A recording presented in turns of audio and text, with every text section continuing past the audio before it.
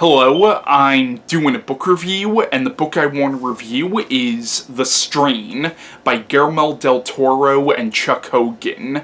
Now, The Strain was published in 2009, and this is the first book of Guillermo Del Toro and Chuck Hogan's Strain Trilogy, the other two books in the trilogy being The Fall and The Night Eternal. Now, this series of books was also made into a comic book series, and it was also made into a TV show on FX. Now, Chuck Hogan, the co-author of this book, also wrote a novel called Prince of Thieves, which is the same book that Ben Affleck made into the movie The Town. Now, Guillermo Del Toro, the other co-author of this book, is actually a filmmaker, and he's actually one of my favorite filmmakers. Before this, he directed films such as Kronos, Mimic, The Devil's Backbone, Blade 2, Hellboy and Hellboy 2, and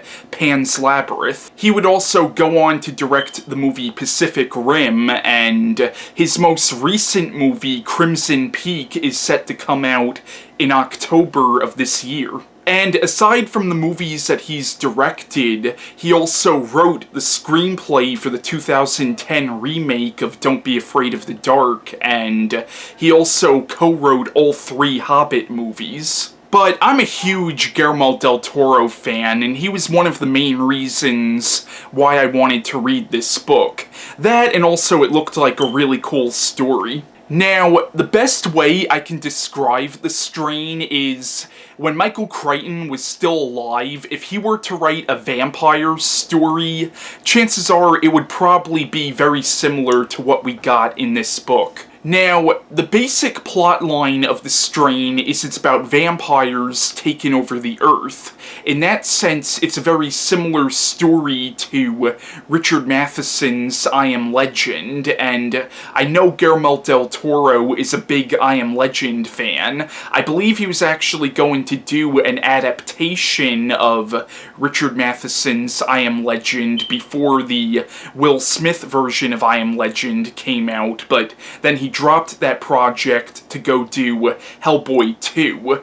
But in retrospect, though, I really do wish that he would have stuck with that project, because I really do believe that Guillermo del Toro would have nailed an adaptation of I Am Legend. So, the plot of The Strain is it begins where this plane lands at JFK Airport, and once it comes down onto the tarmac, all of a sudden the plane just stops, and all communications with the pilots of the plane and the passengers just stops as well. So now everybody's freaking out. They don't know if this is some kind of terrorist attack or something, but they eventually find out that all the people on this plane are dead, or at least it appears that all of them are dead, and they think this might be some kind of a viral outbreak. So they call in the CDC, and these two CDC scientists discover that there are 4 survivors, but the 4 survivors don't remember anything about what happened on the plane, and they also discover in the cargo of the plane what appears to be some kind of a coffin.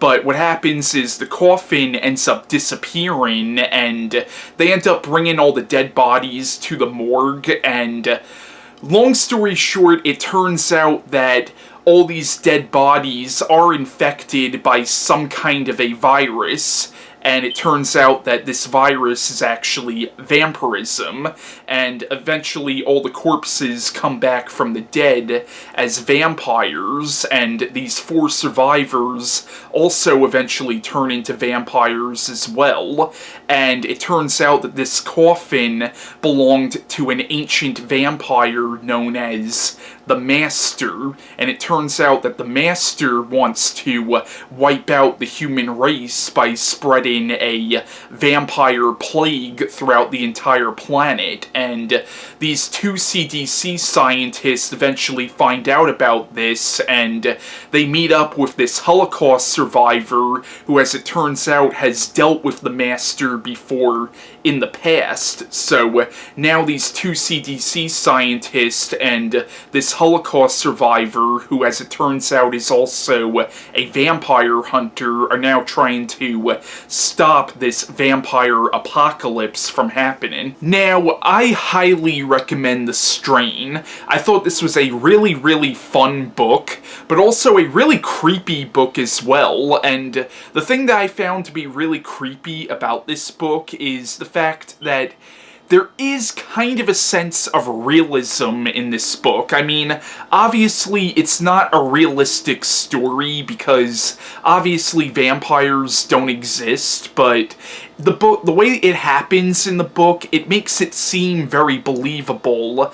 And even though vampires don't exist, stuff like viruses and bacteria, stuff like that does exist, and it treats it like it's a viral outbreak. And once again, in the book, there's kind of a sense of realism, even though it's not a realistic story. And throughout the book, you get this sense of dread that's almost overwhelming in this book. Like, you get this sense of almost apocalyptic dread, because you realize that eventually these vampires are going to take over the Earth, so you get this sense of an impending apocalypse. And I really liked this book's take on vampire lore.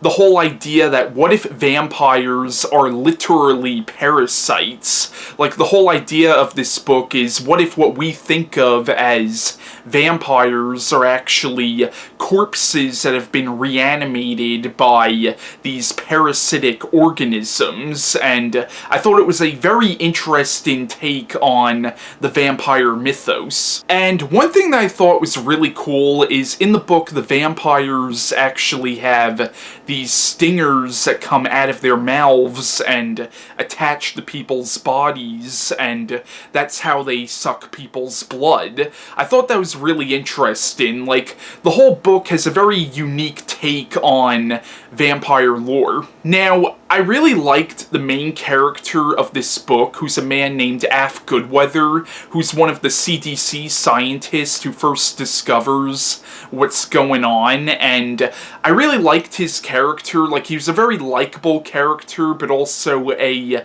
very sympathetic character, because you find out that before all this started to happen, he was getting into a custody battle with his ex-wife over the custody of his son, and I really liked a lot of the scenes in the book between him and his son. Like, you could tell they had a very good relationship with each other, and when this vampire plague starts to break out, protecting his ex-wife and his son becomes, like, this character's primary focus. Now, I noticed in this book there were a lot of parallels between this and the novel Dracula by Bram Stoker. Like, obviously the character of the Master is supposed to be this book's version of Dracula, but also the Holocaust survivor, whose name is actually Abraham, he's obviously supposed to be this book's version of Abraham Van Helsing, and the main character of the book is obviously supposed to be based on Jonathan Harker. So the book's kind of a bizarre mix between Dracula, I Am Legend, and Outbreak. But yeah, I definitely recommend The Strain by Guillermo Del Toro and Chuck Hogan. I thought it was a very entertaining book, and it's a really unique take on the vampire mythos. So yeah, if you haven't read this book already, I highly, highly recommend you check this out. Now, I still haven't read the two sequels to this book, which are called The Fall and The Night Eternal, but from what I know about them, I believe the second book in this series, called The Fall, deals with the breakdown of society because of this vampire plague spreading, and then the third book, which is called The Night Eternal, is actually a post-apocalyptic novel. It's about what happens when vampires officially take over the Earth. So yeah, that's my review on The Strain by Guillermo Del Toro and Chuck Hogan, and bye.